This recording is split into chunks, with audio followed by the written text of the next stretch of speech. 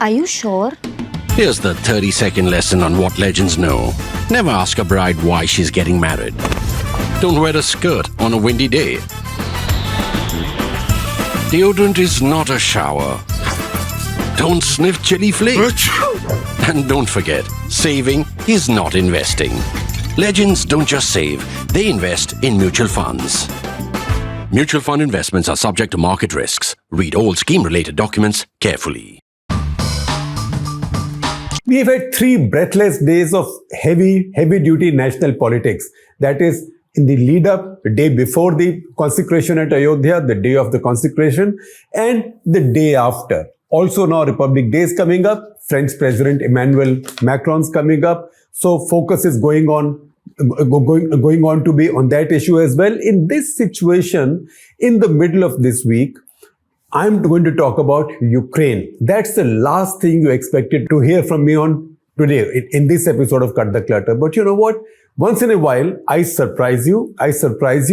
Sometimes I surprise you with something completely offbeat or completely out of the news, but this is not out of the news.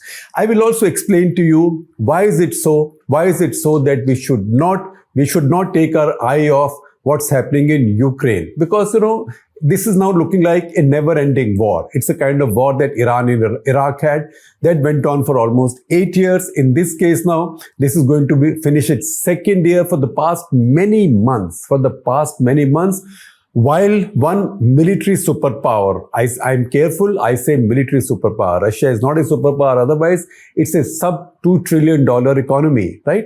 But it's a military superpower. So one military superpower and another country, one third its size or almost 1/4 its size, which did not even have a Navy or Air Force 10 years back. In fact, even now does not have a Navy or Air Force, or Air Force maybe in name, but not beyond that, a Navy not even in name. Those two countries are stalemated. So a military superpower has been stalemated by a much smaller military power, and they've been fighting along the same broad front for the past many months, trading a lot of casualties and a lot of damage. In fact, they've been firing a lot of artillery at each other, a lot of rockets and missiles. The Russians are firing missiles, long-range missiles. The Ukrainians are firing some missiles, rockets, and also using a lot of long-range drones. So that kind of battle or series of battles is going on along almost an 800-kilometer front. If you look at it that way militarily, it might look like a very boring war in which, unfortunately, people die, families suffer, economies get devastated, but no space is traded. And when space is not traded, movement doesn't take place. Sounds like it's a boring war, so why should I be bothered about it? Let me then explain to you why this war is important for us and why we should not take our eye off it. If you look at everything that's happening in the world right now, the state of the world has turned inside out, upside down. You can choose your description in the past 2 years. The reason this started, the root of all this lies in the Russian invasion of Ukraine. Because if Russia had not invaded Ukraine, Russia's need for Chinese help or Chinese support would not have become as strong as it is. So that closeness by compulsion that Russia sought with China has now created an imbalance in the global balance of power. That affects the world, that affects India as well, because India's longest lasting, most durable friend, on whom India still has a lot of dependence. Remember, almost 95%, if not more, tanks of Indian Army are of the Russian/Soviet origin. All the armored personnel carriers, as they used to be called in the past, now they are infantry fighting vehicles of the Indian Army. Almost all are of Soviet/Russian origin. BrahMos missile is a 50-50. That's our only cruise missile. BrahMos missile is a 50-50 Indian-Russian joint venture. The flagship of our Navy has been, for a long time, a former Russian Navy ship, in fact, a former Soviet Navy ship. Most of the combat flying assets of Indian Navy are of Soviet/Russian origin. Sagarika missile program, our nuclear submarine program, depends greatly on Russian collaboration, cooperation, as do some aspects of our missile and rocket programs as well, missile and space programs as well. So this is a very sensitive relationship that India has with Russia, and India has no intention of discontinuing that. In that situation, Russia becoming that much more dependent on China, when China is giving India a lot more trouble, is a very significant change for India. This change, by the way, has come only in a one-sided manner, in the sense that the decision to start the war in Ukraine was only one country's, one government's, and in fact, one leader's, that is Vladimir Putin. So this is significant for India in particular. Now, because Russia has needed more and more ammunition and more cheaper missiles and cheaper drones, they've been buying those, they've been sourcing those from Iran. So Iran has become very useful for Russia. Iran's become useful for Russia. Iran already has a good relationship with China. So a new axis has developed. That is the China, Iran, Russia axis. It is the development of this axis that has then emboldened Iran. It has emboldened Iran. Earlier, Iran would make impact in its immediate neighborhood, maybe some in Iraq, maybe some in Syria, and around Israel. But now you can see that Iran has got emboldened, and Iran is projecting its power way beyond its immediate neighborhood. And that's the reason we say that Iran's control now, or if not quite control, Iran's shadow now spreads from the Mediterranean to the Arabian Sea, across the Red Sea and the Persian Gulf, or Arabian Gulf, if you prefer to call it.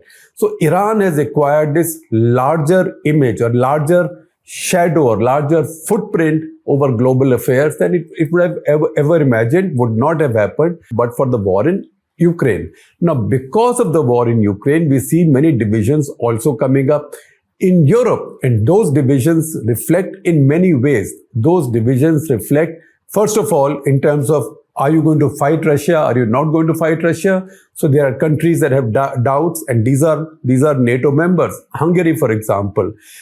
In other countries, issues are developing about immigrants or refugees. That number of refugees has been rising once again, once the Russians have become antagonists in this new global rebalancing of power. Russians now have the ability to use their proxies and groups like Wagner to do quote-unquote interesting things in Africa. This at a time when the American and Western power have both got really tired, caught up in Europe and caught up in the war in Ukraine. They've got so tired and they've got so overstressed that they are not able to keep an eye on Africa. And that's where Russian proxies, Wagner in particular, they are able to operate in Africa. The impact of that from Africa, from Libya, from Syria, is that all of these are driving more refugees out. And where do those refugees go? No refugees go to fellow African countries. No refugees go to fellow Islamic countries. Even Palestinians don't go to fellow Islamic countries because nobody would take them. They all go to Western countries, mostly European countries, Canada, for as long as Canada would take them, and to America if they can get in there. So this becomes one more instrument in the hand of Vladimir Putin to increase the pressure on the Western power. And the Western power at the same time is getting tired and exhausted. And this is when so many Western countries, this is a year when at least 74 democracies, depending on, it can be 68, it can be 80, depending on how you define a democracy, at least 74 democracies by my count are going to have their elections this year. Almost all members, in fact, all members of the Western Alliance happen to be democracies. So they are going to face public opinion, and public opinion is assessing the idea of spending so much money on a war in Ukraine, which is not quite ending. They might have been given the hope that the war will be over 1 year, 1.5 years, or maybe 2 years, that Putin will tire or somebody will get Putin out. Similarly, it's possible that in Russia, Putin promised his people, his generals and his people that this will be over in a week. And in fact, In the beginning, it had looked like it will be over in a week. Even I bought into that, but that didn't happen. We are now going to have the second anniversary of the war.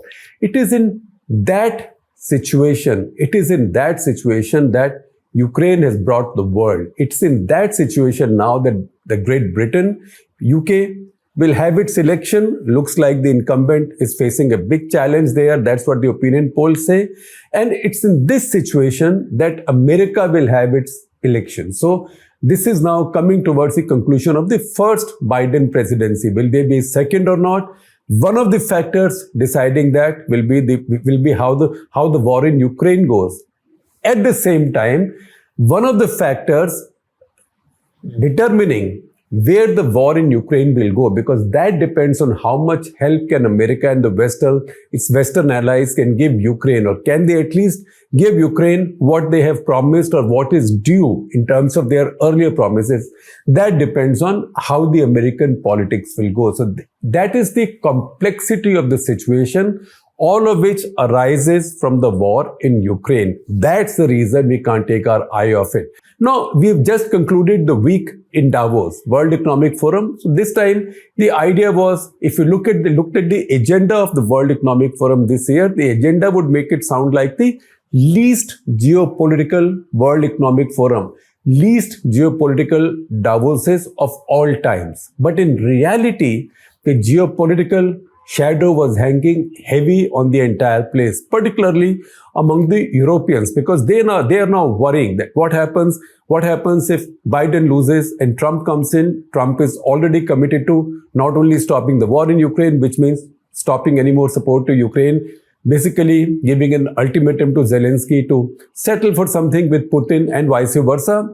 He hopes that will work. In fact, he has said that the war in Ukraine will stop on his first day as president. So they worry about that, because without help from the Americans, it isn't very far that Zelenskyy or Ukraine can go in this war. If that happens, and if the Russians see themselves as the victors of that war, that will change the power equation completely for the Europeans. Then Europeans, will they be at Russia's mercy or at America's mercy?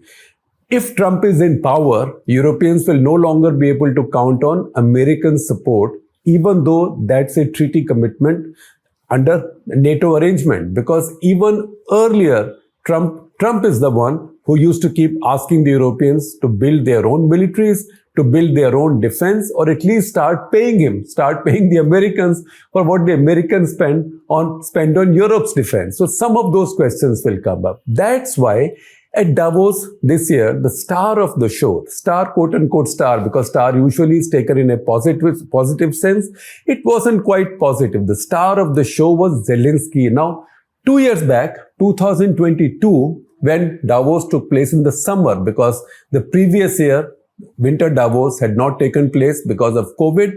The following year also, January 2022, the COVID overhang was still there. So again, in the usual time, Davos didn't happen in 2022 January. It was shifted to the summer. In that summer, Zelenskyy did not come physically. He spoke virtually. So even when he spoke virtually, he was a star in a positive sense, because he was seen as something who had defied the Russian power. Contrary to expectations that he will fold up in a week, or that he will escape and seek refuge somewhere else, because everybody's memories were fresh from what happened in Kabul and Ghani's flight. And everybody thought that something like Ghani will happen in this case, except in this case, Zelenskyy might go to a Western country, maybe to Paris, or maybe to another country in Europe or America, and run his government in exile from there, while his people carried out maybe guerrilla warfare. But that did not happen. Not only did that not happen, he actually pushed back the Russians. He inflicted humongous casualties and damage, and I must say, enormous humiliation on the Russian military power. So 2022 summer, he was a hero. He was a star. 2024 January, he was present at Davos physically. He was much sought after, of course, but in this case, he's the one. There was a change in Zelenskyy's mood. He's the one who was now seeking out others. He was seeking out others, and he was also somebody who was seen to be under enormous security threat. Now, Davos is a place where heads of state come from all over with their security, etc. It's also a place where on one street, the promenade, you can run into Macron, you can run into Emmanuel Macron, Olaf Scholz of Germany, you can run into John Kerry, you can run into Javier Milei of Argentina 3 times, 4 times in a day. It's that kind of place. In that kind of a place, I've never seen this street being blocked for any visiting head of state, and blocked not for a minute or two, but blocked for an hour and a half. That happened. Why did that happen? That happened because Zelenskyy was visiting a little Ukraine pavilion there on the street. He was visiting it, and traffic was blocked on both sides, and there were literally hundreds of people lined up on both sides, and scores of motor vehicles with many important, powerful people, CEOs of top companies. It was like the GDP of a lot of country was standing there waiting for the bandobast to be lifted, or what we call in Delhi as route lag gaya, route to be lifted, right? When the prime minister is going somewhere or president is going somewhere, in Delhi New Delhi they say route lag gaya hai, which means police have come and blocked off traffic so no one else can go until the convoy of the VVIP passes. In this case, that happened because of Zelenskyy. Why? Because of the fear that there is a big threat to his life. So from being this big, great star who was lionized when he was present only virtually, when he was here physically, he was seen as somebody in need. He was also seen as somebody under great threat. Now, the threat to him is not just physical to himself. The threat to him also is in terms of what's happening to his country. Because in this case, instead of being sought after, it is Zelenskyy who was going out seeking people, not just world leaders, but also global CEOs, also investors, asking them to invest. For example, in one session, asking them to invest in Ukraine's economy. And he said, why should you invest in Ukraine's economy? Let me put it differently. Investing in Ukraine's economy means you are investing in your own security. So his pitch was that if Ukraine loses this war, then all of the Western world loses this war, and you will then have to deal with Russia, Putin's power, rampant Putin on your own. You will be on your own. And he said, and this is something that he also said in a small get-together, in a small exchange with a group of international editors. It was on the record. In that exchange, he said that, look, if Ukraine loses, what happens to Europe? The largest and the strongest army in Europe would have been defeated. And if you did a little check, and as I did on Google immediately, Ukraine's army today is the largest and the strongest army in Europe. So he said that will be, do you want to live with a situation where Putin has defeated the largest and the strongest army in Europe? Then Putin will be, ultimately, Ukraine will fold over without help, and Putin will take over Ukraine, and he'll be sitting on the borders of Poland, and he'll be sitting over the borders of NATO, in the sense that over a much longer span of the borders of NATO. So if you are then coming, if you will then come to defend NATO from Putin, why not do it now? Some more interesting ideas came from him, or some more interesting revelations came from him. He said, for example, first of all, he showed insecurity about the possibility of Trump getting re-elected. When he was asked what happens if Trump wins, he first answered with a smirk, right? Smirk, and then some kind of mock horror. But he really did not have an answer. So the answer was like, we'll cross that bridge when we come to it. That said, when he was asked that why is he not talking to the Chinese, because the Chinese premier was present there, he said, if Xi Jinping wants to talk, I will talk to him. Xi Jinping is the president. He decides in China. I'm the president in my country. I decide in my country. I will not talk to why should I talk to the premier? When my prime minister is here, he will talk to the Chinese prime minister, because the Chinese prime minister doesn't decide at that level. But in the tone with which he spoke, you could see a great deal of impatience and concern and anger with China as well. And also a kind of unspoken statement that he sees China as Russian ally right now. Then the interesting point about his need for ammunition. He said, for example, one particular country has offered him a gift of 2,155 shells. And he said, you know what does the 2,000 shells of 155 count for? It's about 30% of one day's firing by Ukrainian armed forces. That means Ukrainian armed forces are firing about 7,555 shells in a day. These are long-range artillery shells. In fact, from all estimates that I read, the Russian army is firing about 20,155 shells in a day. So this is really a long-range artillery war, and it's brutal. In modern warfare, more than 90% casualties are caused by artillery. So this is an artillery war, and artillery is something which the Russians have mastered, and Russians use massed artillery. They have an industrial base. Again, Zelenskyy said, look, they've revved up their own industrial base, plus they are getting, in spite of the fact that they have such a large industrial base of their own to make these shells, they are getting these from North Koreans, and he said they are getting these from the Iranians. He didn't quite say the Chinese, but the fact is that Russians are now getting quite a bit of ordnance from North Korea and Iran as well. What is the reality of the battlefield? The reality of the battlefield is, and I will share with you an article, a very, very interesting article, very good article from War on the Rocks. It's an article based on the views of three experts. So there is Dara Mesikot, is senior fellow of Russian and Eurasian security at Carnegie. Then Dmitry Gorenberg, who's senior research scientist at the Center for Naval Analysis, who has talked about how the winter offensive failed from the Ukrainian side first, and now the Russian offensive, the Ukrainian counter-offensive failed, and now the Russian offensive has failed.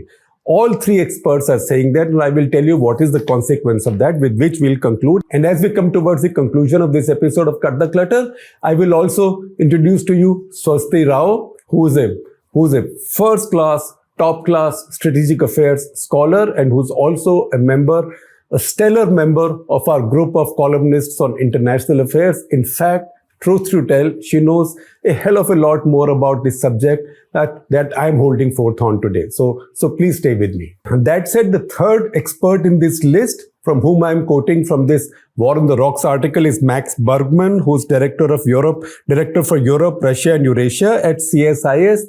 That is the Center for Strategic and International Studies. So what is the sum total of the analysis of these three? Because this is also the sense that comes out from what Zelenskyy is saying at Davos. The sense is that now Ukraine is on the defensive. So Ukraine started out being on the defensive. In fact, having almost its backs to the wall. Then there was a turnaround because Russians were trapped in a trap that they laid for themselves because of their arrogance and because of the rush in which they went in, and then they suffered grievously. That emboldened the Ukrainians. Also, as the new weapon systems came in from the West, Ukrainians thought they could now launch a counterattack. That counterattack threw the Russians on the defensive for some time. The big gain that the Ukrainians made in that process was Kherson. That battle we featured in a full episode of Cut the Clutter. Since then, the battle is frozen. Sometimes Russians take a village, sometimes they lose that village, but beyond that, nothing's happening. Then the Russians launched a fresh attack, and that stalled as well. So what is this? What is it that these three experts are telling us? And what is this, the larger analysis also from what Zelenskyy has been telling us?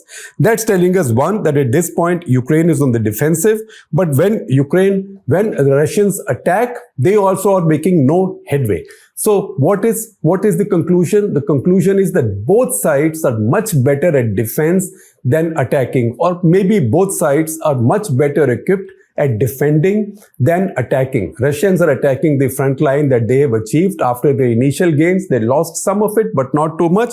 Ukrainians, on the other hand, are able to defend what they have. So Russians are not able to make any progress. Because both are better at defense than attack, the war is fully stalemated right now. Second, what is the Russian strategy? Russian strategy is to continue on like this through the winter, let the summer come, let the second winter come, because in any case, they know that they need to buy the time until the results of American elections come out, because they are hoping that Trump will win. If that happens, if they can stretch it that long and American help does not come, in the process, Ukraine will tire out. But more importantly, Ukrainian air defenses will tire out. One of the things that Zelenskyy talked about all the time was the depleting stock of his Patriot missiles, because he said Russians are using very sophisticated missiles, and the only system that he has that can stop these is Patriot missiles, and he's simply not getting enough of them. And this new aid package doesn't come, and the new aid package we know is stuck in the American system. It's a $200 billion aid package. Part of it has to go to Taiwan, and most of it has to come to Ukraine, both countries which are very important to America strategically, at least in the Biden scheme of things. But these are stuck because Republican Party wants a deal on immigrants. They want the American president to reduce his parole power. So they think that he's allowing too many people who are coming in across the wall from the south. You know, people who come in through the donkey process, mostly whether Indians or Nicaraguans or from any other part of South America and other parts of the world, including Syrians, Libyans, people from all over the world are trying to go into America. That too many of them are being allowed to come in. They are a drain on America's resources, and also at the same time that ultimately they will become Democratic Party's voters. It's all about politics in the end. So they say that unless they get a deal on immigration, they are not going to sign off on a deal for money or help for Ukraine and Taiwan. That is stuck. As we talk, those negotiations are going on. That's a big story in Washington. What happens, we will know, I think, in the next week or so. But it's in this process of uncertainty and battlefield stalemate that Ukraine and Russia sit right now. And while they sit like this, in this situation, you can see other countries that are taking advantage of it. Iran is one, and Iran is the most visible. But the country that's really benefited most of all from this is China, because China has now become undoubtedly, unarguably, the second biggest power in the world. And given how dysfunctional the American system is, at this point, they might only be the deputy superpower, but at least they are a functional deputy superpower. Whereas America, it might call itself the only superpower, but it's only a half-functioning superpower. Now that we finished this unlikely episode of Cut the Clutter on Ukraine, taking stock of the situation, let me defer to a real expert. And what a pleasure it is for me to introduce to all of you Swasti Rao, Dr. Swasti Rao, our columnist on international affairs. She's a specialist on many areas, but let me tell you something that not enough people realize, that she is a rare specialist on Japan as well. She learned the language, she researched in Japan, and that is a part of the world on which India needs a lot more scholarship than it has had. Japan, Taiwan, China. So Swasti, tell us a little bit about yourself. Because I saw you in the newsroom today, I thought mauke ka fayda uthao. Let me take advantage of your presence and drag you in. So tell us about yourself. Okay, so first of all, thank you, Shekhar ji, and it's nice. I mean, I've been writing, of course, on European affairs and European security and a lot of other international, issues for ThePrint. And I work at the Manohar Parrikar Institute. Manohar Parrikar Institute of Defense Studies and Analysis. Yes, it was earlier called ITSA, but then we added, Manohar Parrikar ji's name, to it. So what more can I say about myself? Yes, I'm a completely international relations person. And we were just discussing how I got into IR. And then while I was still doing my MA from JNU, I got interested in Japan. I traveled to that country. Then eventually I landed up writing my PhD there. Then finally I came back to India. I was teaching for about 3 years. At AMU, I was teaching security and strategic studies. I was teaching courses on European security, on different types of conflicts, on the theory of war, on the rise of China, etc. And it's very interesting, and lots of my students would be interested, ex-students would be interested, because then I used to, see the Cut the Clutter. And I used to recommend all the relevant episodes to my students. And I would, if I go back to my Google Classrooms, because 2 years were COVID years, I would still find a lot of Cut the Clutter episodes indexed there. So that just shows you that Cut the Clutter has been around for a long time. Then eventually I joined IDSA, and at IDSA I work on Europe, and I joined and the war in Ukraine started, and then I've been living and breathing the war for the last 2 years. And I think I've already been writing a lot on the war lately, not just on the war, but also issues of European security. So I think a lot of years. So you made a move in a way from Japan to Europe. To Europe. So, like I said, that when I was teaching at AMU, then I was teaching courses on European security. And 3 years I taught courses on European security, on different issues, from things like their migrant problem to their, the NATO versus Russia problem, the problem of Ukraine, the problem of, for example, European integration, and a whole host of things I used to cover in that paper that I had actually made, and I got it passed from the Board of Studies. So I used to teach that to the third year students. So that's how my interest in European studies started to sort of flourish. And how much of an eye do you still keep on Japan? Well, I do, because a lot of people don't know, Shekharji, that actually Japan and European Union are very close allies. Yes. And one of the things, if you notice carefully, I've been mentioning that in my pieces as well, that, there is a merging going on, or at least one can see that dynamic has now come where the Indo-Pacific theater is merging with the European security theater, which were, at least hitherto, they were completely unconnected. But the war in Ukraine, the China factor, the coming together of Russia, China, all of that has created this synergy between the two security theaters, and where Japan is playing a very important role. In fact, it's the Japanese Prime Minister Kishida who first talked about indivisible security from Europe to Indo-Pacific. So tell us about your research on Japan, your PhD. So I worked on technically I worked on advanced comparative international politics. I compared the democratic experiences of two leading democracies in Asia, which was India and Japan, and I also looked at the role of the advocacy sector as to how powerful is the advocacy sector in the two countries. And my professor was doing this this mega project on collecting primary data. So of course I became instrumental, and then I collected a lot of the data. I also learned doing a lot of SPSS, something that we were not really taught. What does it stand for? It's a statistical package for social science. So there was a lot of cleaning, a lot of regression analysis, a lot of other mathematical tools that I had to learn from scratch. And eventually, so that's what I worked on. But later, I also started covering a lot of security related things, and like I think a lot of people would agree that Japan is a natural partner with whom we still have not explored our full potential. So, yeah, but if you look around our metros that are coming up, Delhi, Mumbai, none of that would happen without Japanese being there. So that's the imagination that Japan captures in an ordinary Indian's mind, which is Japanese quality, Japanese ODA, the contribution to metro and to all these developmental projects. But then I think the two countries are pitched to play a far more important role. And of course, Quad, a lot of people would know. But then it's not just that, it's a lot of other things that I think Japan and India can really take forward. And I think there is also not enough understanding in India as to how the war in Ukraine has changed Japan. If you look at their new security strategy, their new defense policy, it's completely revamped. So how has the war in Ukraine, since I talked about the war in Ukraine today, the stage at which the war stands today, which is stalemated, and what it means, how has the war in Ukraine affected Japanese strategic thinking? Well, so I think it is important to mention at the outset that Japan and Russia have also been pretty close. In fact, if you look at Shinzo Abe's times, before Shinzo Abe was assassinated, right? He got assassinated. So before he was assassinated, he was the Prime Minister of Japan.